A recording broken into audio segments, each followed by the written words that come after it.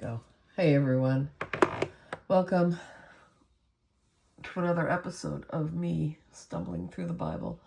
We are reading the book of Numbers, and today we'll be reading chapters 14 and 15 along with Psalm chapter 90. But on this first day of March, we are switching translations, and we will be reading from the Holman Christian Standard Bible. So, let's do it. Then the whole community broke into loud cries, and the people wept that night.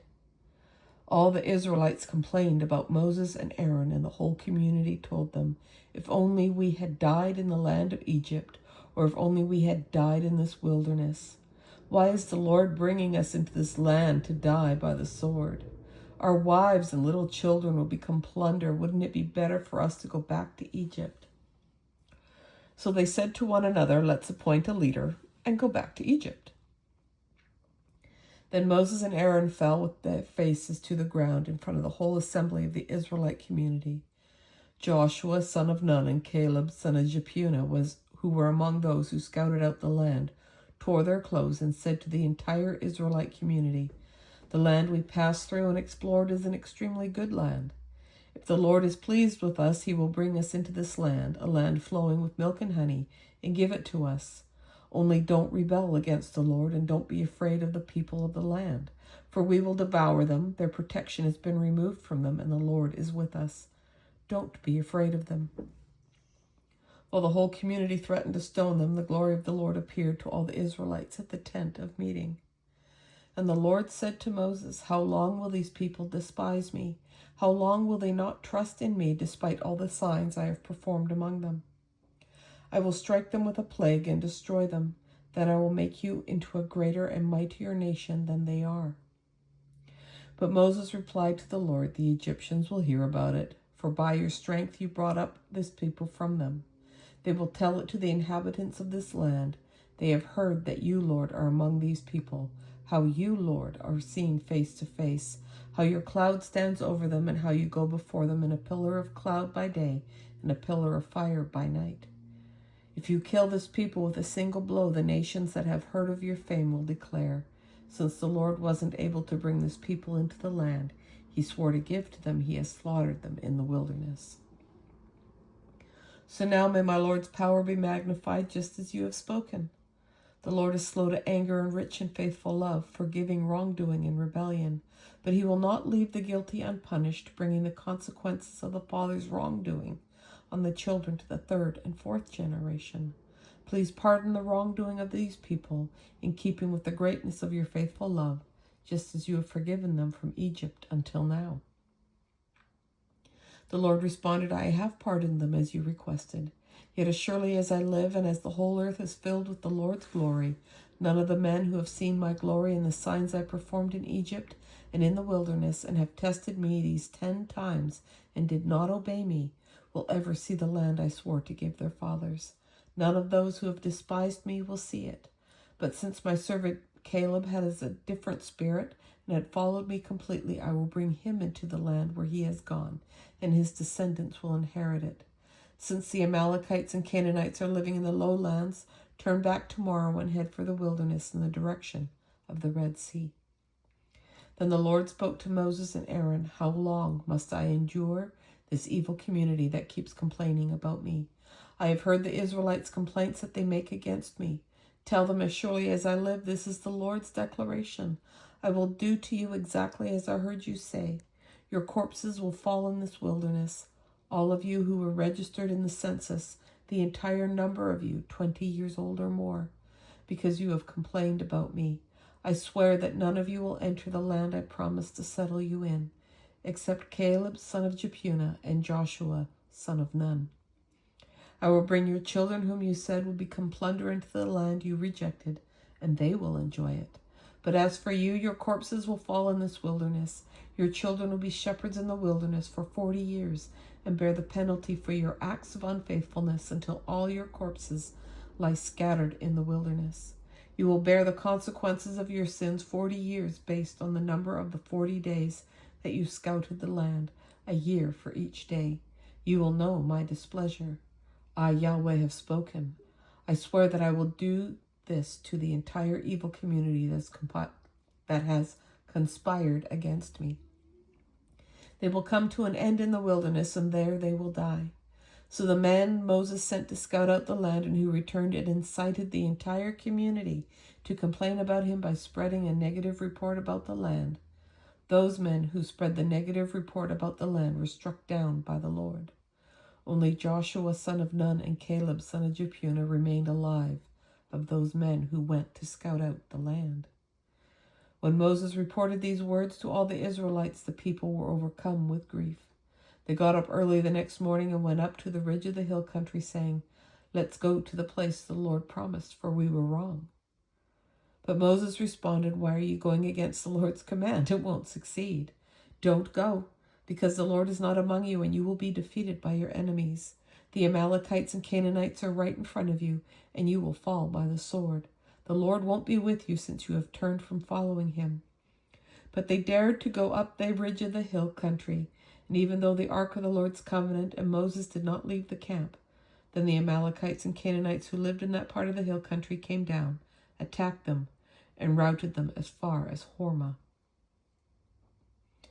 The Lord instructed Moses, "Speak to the Israelites and tell them, when you enter the land I am giving you to settle in, and you make a fire offering to the Lord from the herd or flock, either a burnt offering or a sacrifice to fulfill a vow, or as a freewill offering, or at your appointed festivals, to produce a pleasing aroma for the Lord. The one presenting his offering to the Lord must also present a grain offering of 2 quarts of fine flour mixed with a quart of oil. Prepare a quart of wine as a drink offering with the burnt offering or sacrifice of each lamb. If you prepare a grain offering with a ram, it must be 4 quarts of fine flour mixed with 1/3 of a gallon of oil. Also present 1/3 of a gallon of wine for a drink offering as a pleasing aroma to the Lord. If you prepare a young bull as a burnt offering or as a sacrifice to fulfill a vow, or as a fellowship offering to the Lord, a grain offering of 6 quarts of fine flour mixed with 2 quarts of oil must be presented with the bull. Also present 2 quarts of wine as a drink offering. It is a fire offering of pleasing aroma to the Lord. This is to be done for each ox, ram, lamb, or goat. This is how you must prepare each of them, no matter how many. Every Israelite is to prepare these things in this way when he presents a fire offering as a pleasing aroma to the Lord. When a foreigner resides with you or someone else is among you and wants to prepare a fire offering as a pleasing aroma to the Lord, he is to do exactly as you do throughout your generations. The assembly is to have the same statute for both you and the foreign resident as a permanent statute throughout your generations. You and the foreigner will be alike before the Lord. The same law and the same ordinance will apply to both of you and the foreigner who resides with you. The Lord instructed Moses, "Speak to the Israelites and tell them, after you enter the land where I am bringing you, you are to offer a contribution to the Lord when you eat from the food of the land. You are to offer a loaf from your first batch of dough as a contribution. Offer it just like a contribution from the threshing floor. Throughout your generations, you are to give the Lord a contribution from the first batch of your dough.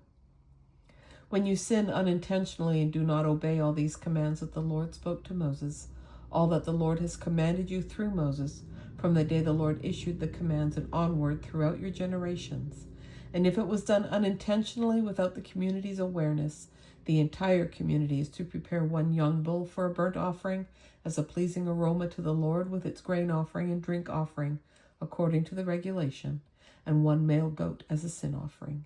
The priest must then make atonement for the entire Israelite community so that they may be forgiven, for the sin was unintentional.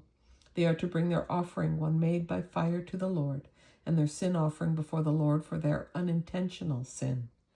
The entire Israelite community and the foreigner who resides among them will be forgiven, since it happened to all the people unintentionally. If one person sins unintentionally, he is to present a year-old female goat as a sin offering. The priest must then make atonement before the Lord on behalf of the person who acts in error, sinning unintentionally, and when he makes atonement for him, he will be forgiven. You are to have the same law for the person who acts in error, whether he is an Israelite or a foreigner who lives among you. But the person who acts defiantly, whether native or foreign resident, blasphemes the Lord. That person is to be cut off from his people, and he will certainly be cut off because he has despised the Lord's word and broken his command. His guilt remains on him. While the Israelites were in the desert, they found a man gathering wood on the Sabbath day. And those who found him gathering wood brought him to Moses, Aaron, and the entire community. And they placed him in custody because it had not been decided what should be done to him. Then the Lord told Moses, the man is to be put to death. The entire community is to stone him outside the camp. So the entire community brought him outside the camp and stoned him to death, as the Lord had commanded Moses. The Lord said to Moses, "Speak to the Israelites and tell them that throughout their generations they are to make tassels for the corners of their garments and put a blue cord on the tassel at each corner. These will serve as tassels for you to look at so that you may remember all the Lord's commands and obey them and not become unfaithful by following your own heart and your own eyes. This way you will remember and obey all my commands and be holy to your God. I am Yahweh your God who brought you out of the land of Egypt to be your God. I am Yahweh your God." Okay, now we're going to jump into Psalms chapter 90.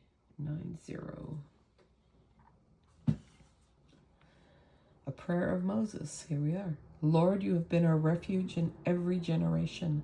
Before the mountains were born, before you gave birth to the earth and the world, from eternity to eternity, you are God. You return mankind to the dust, saying, "Return, descendants of Adam. For in your sight 1,000 years are like yesterday that passes by, like a few hours of the night. You end their lives, they sleep. They are like grass that grows in the morning. In the morning it sprouts and grows, and by evening it withers and it dries up. For we are consumed by your anger, we are terrified by your wrath. You have set our unjust ways before you, our secret sins in the light of your presence. For all our days ebb away under your wrath, and we end our years like a sigh. Our lives last 70 years, or if we are strong, 80 years. Even the best of them are struggle and sorrow indeed. They pass quickly and we fly away. Who understands the power of your anger? Your wrath matches the fear that is due you. Teach us to number our days carefully so that we may develop wisdom in our hearts. Lord, how long? Turn and have compassion on your servants. Satisfy us in the morning with your faithful love, so that we may shout with joy and be glad all our days. Make us rejoice for as many days as you have humbled us, for as many years as we have seen adversity. Let your work be seen by your servants and your splendor by their children. Let the favor of the Lord our God be on us. Establish for us the work of our hands. Establish the work of our hands. And that, my friends, is our reading for March 1st, 2026. We're starting a brand new month. That's crazy. Anyways, thanks for joining me. I appreciate it. Hope you'll join me again tomorrow. And until then, take care and bye for now.